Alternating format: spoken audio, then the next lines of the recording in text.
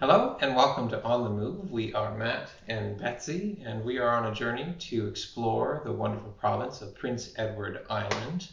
And today we're in the middle of August, and if at any point you're going to come and visit Prince Edward Island, I'd say this is pretty close to the top of one of the months to do it. There is lots going on in this province right now. Yes, there is.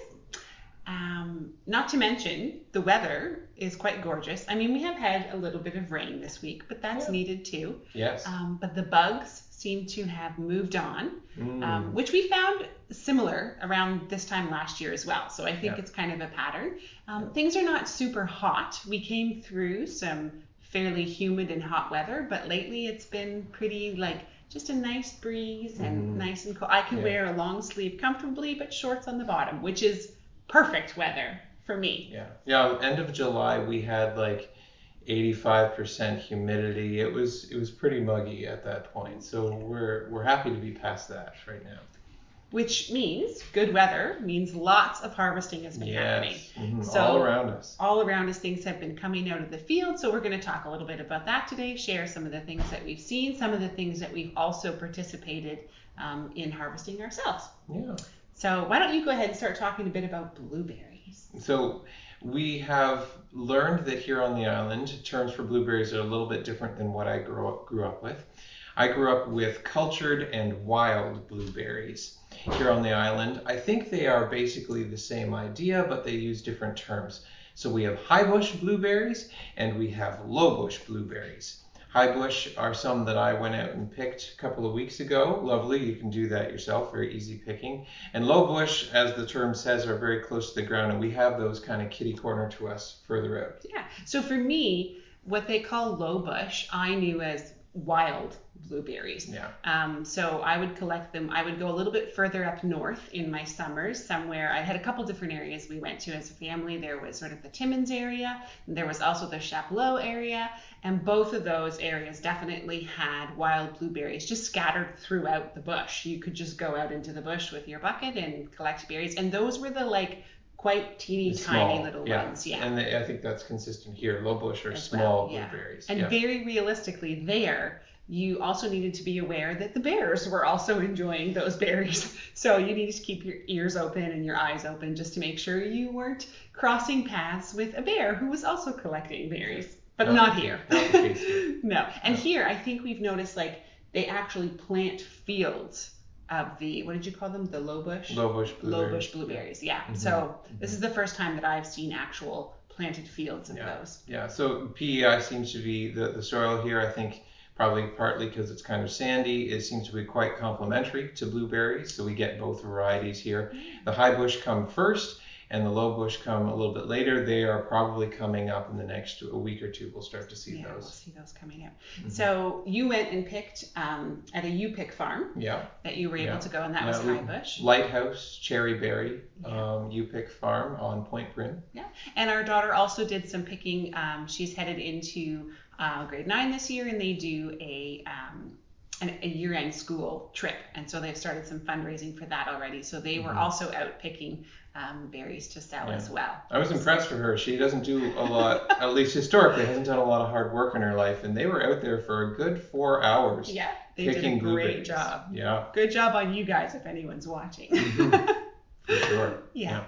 So those are the blueberries. We've also seen around us, we've talked about the fact that the wheat fields were all around us, and we've seen those come off. So the wheat comes off first. You probably know a bit more about that where the wheat, meaning they actually take the heads off the wheat. Yeah, the grain comes off first. Grain, that's the word. And then they chop the straw off second. Stalks, Yeah, our poor neighbor beside us is having trouble because I was learning his stalks weren't quite long enough, so they weren't baling correctly for him. Little things that we're learning as we go. Yeah. So beside us we now have those great big beautiful round bales, which I just love. I think they're so pretty sitting in the field there. They'll dry up for a couple more seasons out there, or not seasons, a couple more weeks out there, and then they'll collect those out. Yeah. And then potatoes, of course. Yes. They are coming out everywhere.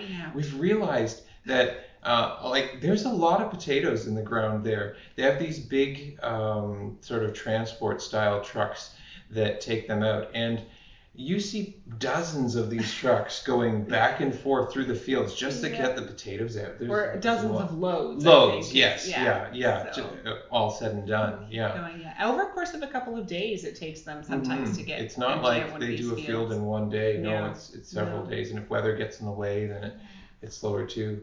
So for what we learned about potatoes, kind of this year or this part of it, I know we've talked about potatoes quite a bit, but it's PEI, people. We were surprised to see that the plants essentially die. We were confused by this. We didn't understand what was going on. We were like, someone ought to be harvesting those. But no, we learned that that's actually what needs to happen. The plants die off and then the potatoes mature. Yes, mature down under the ground, because the potato part, of course, is the root. We also learned while we were out there, potato plants have berries. Yes, if not always, but if the conditions are just right, you get enough rain, you'll get potato berries. Don't eat those. No, not edible. Not edible. They look pretty. They look kind of like a green tomato. Yeah. Don't try it. No. Yes, we found out they're actually poison. The edible part is the root, which is the common potato. Yeah. So we've had blueberries, we've seen wheat, we've seen potatoes come out, and we have just heard that down the road from us, they are now starting in on the sweet corn. Which I love. Peaches and cream being my favorite variety. And so we did have a neighbor who very kindly dropped some by. There was a little bit of confusion about that, as our oldest daughter was the one who received the gift of corn and was unsure who they came from. So we accidentally thanked the wrong person. We figured it out now. Yes. Being identified on their dogs. So we were confused by that, but we figured it out. So we had some lovely sweet corn and are looking forward to more. Yeah, now you can get corn just down the road from us. There's a stand. There's a new family that's taken over a family business there, but they're continuing on with the corn, and I understand it's selling out every day. So do you remember the name of the farm? It's Blum's family corn, I believe. Yeah, which is nice. So sold at a stand, or they do a roadside stand close to their farm there. I am loving these roadside stand things. This is fantastic. And this is not just local to PEI. This, I think, is just a fact that we are now out of the city. And I just find it so, and I've said this before, but so heartwarming to be buying the food right from the people who grew it. I think that is just an incredible realization to have. Probably most of the world, that's how it works. But when you live in a city, you're disconnected from that some. It's more difficult to get, and you've got lots of options of stores that are convenient to you. So it's nice to be out in the country to do that. So also other things happening on the island this week. Big festival. I believe it is called Old Home Week. Yeah, it's a whole week of celebration. It's kind of like an exhibition. They have a fair that happens in Charlottetown at the same time too, which we would have loved to be showing pictures and talking all about it and all the wonderful things that were happening there. Unfortunately, we have had illness come through our house again this week. We're all fine and on the mend, but we were unable to attend the exhibition and to see what was going on. So maybe next year we'll have more information about what that is. If you went to Old Home Week, maybe you have some pictures or some stories you could share with us. We'd love to hear about it. And actually today, happening as this video airs, is the Gold Cup Parade, which is I learned a little bit about this, did some reading. It is the largest parade in the Atlantic provinces. They say east of Montreal, the largest one that happens. And it's a big deal. I think COVID has gotten in the way of it happening for the last couple of years, but this year it's back on. And they expect to have 60,000 people at this parade, which that's crazy for a province where we're only just a little more than like 150,000 people.